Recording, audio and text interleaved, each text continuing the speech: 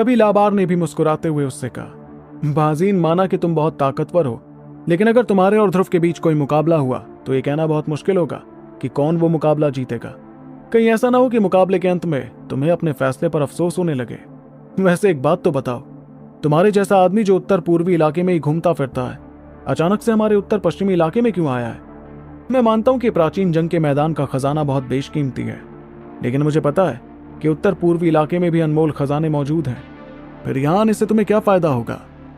लाबार की बात पर बाजीन ने बड़े ही साफ अंदाज में उससे कहा, ऐसे कुछ बेहद ताकतवर साम्राज्य हैं जिन्होंने उत्तर पूर्वी हिस्से को अपना निशाना बनाया है, इसलिए अब उत्तर पश्चिमी हिस्सा एक ऐसी कमजोर जगह बची है जहां से खजाना हासिल किया जा सकता है। यही वजह है कि मैं यहां आया हूं और तुम लोगों के लिए थोड़ी मुश्किल खड़ी करने के बारे में सोच रहा हूं। दोनों की बातें सुनकर छोटू को प्राचीन जंग के मैदान के बारे में थोड़ी बहुत जानकारी मिल रही थी। वो समझ रहा था कि पूरे मैदान में बहुत से खजाने थे, बल्कि इस जगह के खजाने जितने ही अनोखे और भी बहुत से खजाने थे।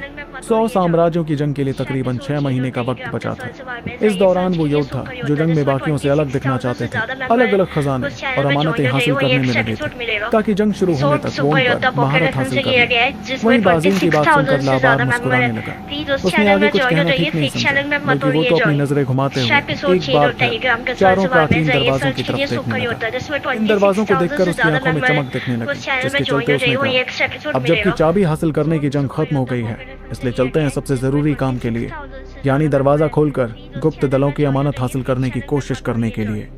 जैसे ही लाबार ने अपनी रहस्यमयी प्राचीन चाबी बाहर निकाली तो वो उड़ते हुए दरवाजे के पास जाने लगी। सिर्फ यही नहीं, जैसे जैसे वो चाबी दरवाजे के पास जा रही थी, वैसे वैसे उसकी चमक और ज्यादा बढ़ती जा रही थी। आखिर में उस चमकदार रोशनी में एक बड़ा ही रहस्यमयी निशान दिखाई देने लगा, जो उस प्राचीन दरवाजे पर चमकने लगा।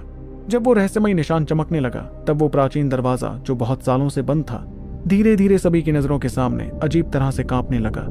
तभी लाबार ने एक नजर छोटू की तरफ देखकर कहा, छोटे भाई ध्रुव, ऐसा लगता है कि मेरी रहस्यमयी प्राचीन चाबी इस दरवाजे को खोलने के लिए बनी है, इसलिए हम सबसे पहले अंदर जाते हैं। अगर आगे जाकर मौका मिला तो मैं तुमसे जरूर मिलना चाहूंगा। इतना कहकर वो मुस्कुराते हुए दरवाजे के अंदर जाने लगा, जो चाबी की चमक से खुलता जा रहा था। लाबार और उसके साथियों के अंदर जाने पर वो खुला दरवाजा एक झटके में बंद हो गया, जिससे बहुत से लोगों के चेहरों पर मायूसी नजर आने लगी। वहीं लाबार और उसके साथियों को अंदर जाते देख छोटू की आंखों में एक अजीब सी खुशी नजर आने लगी, जिसके साथ उसने निंजा से कहा, चल निंजा, अब हम भी अंदर चलते हैं, और हाँ, अंदर संभल कर रहना। उसकी बात पर निंजा ने हामी भरते हुए अपना सिर हिलाया और वो दोनों अपनी अपनी रहस्यमयी प्राचीन चाबियां निकालकर अलग अलग दरवाजों के अंदर जाने लगे। इस दौरान बाजीन ने भी अपनी रहस्यमयी प्राचीन चाबी निकालकर दरवाजे के अंदर जाना शुरू कर दिया था। मैदान में मौजूद हर कोई आंखों में बेइंतहा लालच के साथ देख रहा था कि कैसे चारों एक एक दरवाजे के अंदर चले गए, जिसके बाद वो दरवाजे बंद हो गए। छोटू ने तो सभी की लालच भरी निगाहों को नजरअंदाज कर दिया था और वो चुपचाप दरवाजे के अंदर चला गया था। उसे पता था कि अगले कुछ वक्त के लिए वो और निंजा एक दूसरे से अलग होने वाले थे, और कोई नहीं जानता था कि अमानत हासिल करने के रास्ते में कौन से खतरे या मौके आने वाले थे। इसलिए छोटू और निंजा एक दूसरे को तैयार कर चुके थे। इस दौरान जब दरवाजे बंद हो रहे थे, तब 10 से भी ज्यादा योद्धा जो अपने मन के लालच को रोक नहीं सके, तेज रफ्तार में अंदर घुसने की कोशिश करने लगे। लेकिन छोटू और बाकी तीनों देखते गए कि कैसे दरवाजे के पास आते ही वो 10 के 10 योद्धा खून से भरे फुग्गों की तरह फूट गए और उनका खून हर तरफ फैल गया। इस खौफनाक नजारे को देखकर बाकी लोग जो दरवाजे से अंदर जाने की होड़ में थे, खौफजदा होकर आगे ही नहीं बढ़े। फिर आखिरकार वो चारों दरवाजे बंद हो गए और छोटू और बाकी तीनों एक ऐसी चौंधियाती चमक के अंदर घुसे जिसमें कुछ नजर ही नहीं आ रहा था। इस चौंधियाती रोशनी के बीच छोटू को कुछ भी नजर नहीं आ रहा था, इसलिए उसने तुरंत अपने हाथों से अपनी आंखें ढकने की कोशिश की। इस वक्त वो कुछ भी नहीं कर पा रहा था, यानी उसने अब तक जो अंदरूनी शक्तियां बाहर निकालकर अपने शरीर को बचाने की कोशिश की थी, वो भी अब उसके शरीर के अंदर चली गई थी, और उसकी कितनी कोशिशों के बाद भी वो शक्तियां बाहर निकल ही नहीं रही थीं। इस अचानक हुए बदलाव को देखकर छोटू के चेहरे पर हल्की परेशानी नजर आने लगी, लेकिन एक पल बाद उसने खुद को शांत किया। वो देखने लगा कि कुछ ही पलों में चौंधियाती चमक गायब हुई और उसके सामने की जगह उसे साफ साफ नजर आने लगी। छोटू ने जैसे ही वो नजारा देखा तो उसकी आंखें और बड़ी हो गईं।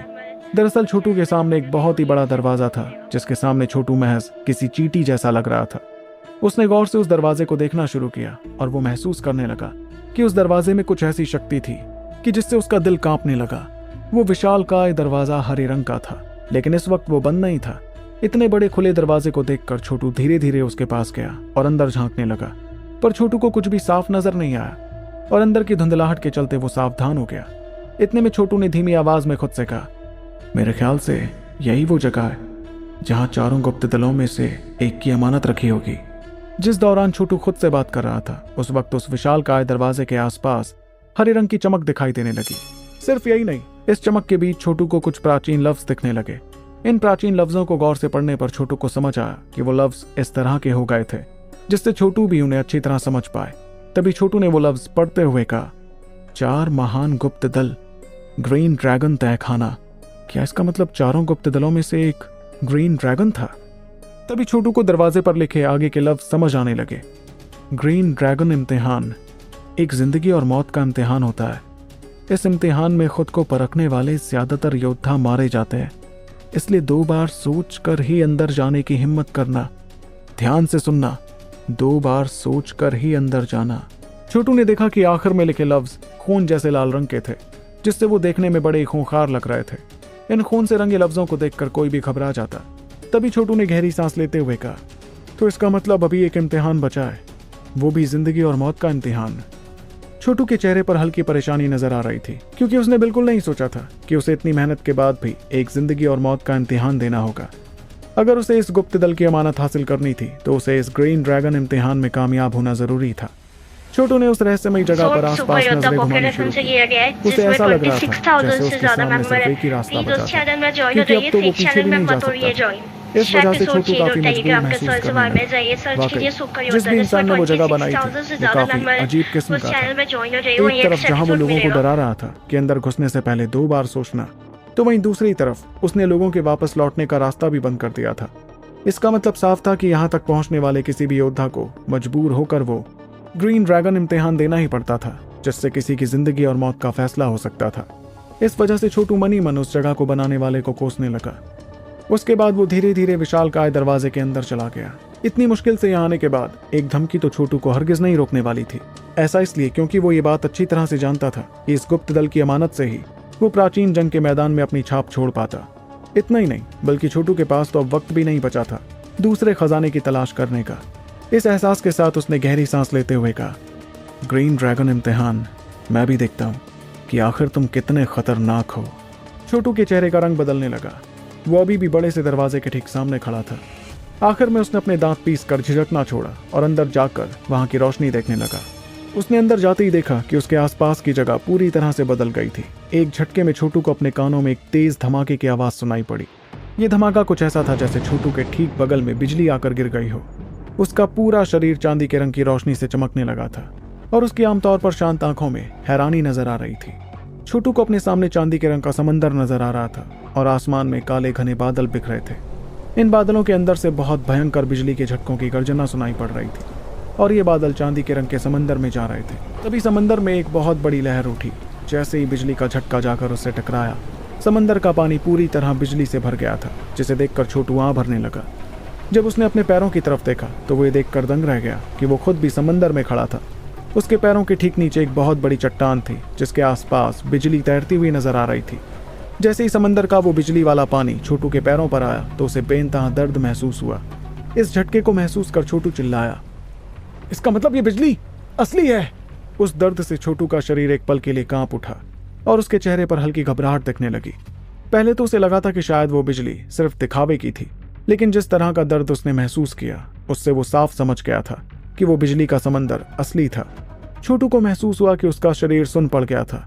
जब उसने इस बारे में सोचा तब जाकर उसे समझ आया कि आखिर ग्रीन ड्रैगन इम्तिहान इतना मुश्किल क्यों था।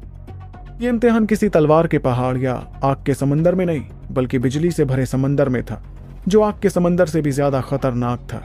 तभी छोटू का तिलस्मी पत्थर चमकने लगा और उसमें से ध्रुव शौर्य बाहर आया। बाहर आकर उसने भी आसपास दिखते बिजली के समंदर को देखा और हैरत भरी आवाज में कहा, यकीन नहीं होता कि कोई इंसान ऐसा भी कुछ कर सकता था। लगता है कि जिस भी योद्धा ने यह इम्तिहान तैयार किया था उसकी शक्तियां बहुत ही ज्यादा खतरनाक थीं। तभी छोटू ने आसपास देखकर घबराहट भरी आवाज में कहा, भैया कहीं ऐसा तो नहीं कि इस इम्तिहान में कामयाब होने के लिए मुझे इस बिजली समंदर को पार करना होगा, वो भी इसमें तैर कर।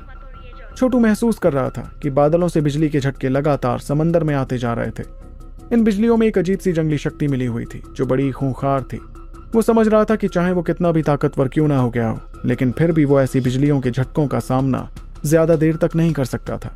छोटू के चेहरे की परेशानी देखकर ध्रुव शौर्य ने मासूमियत के साथ आं भरते हुए कहा, मुझे भी लग रहा है कि इम्तिहान पूरा करने के लिए तुझे ऐसा ही कुछ करना पड़ेगा।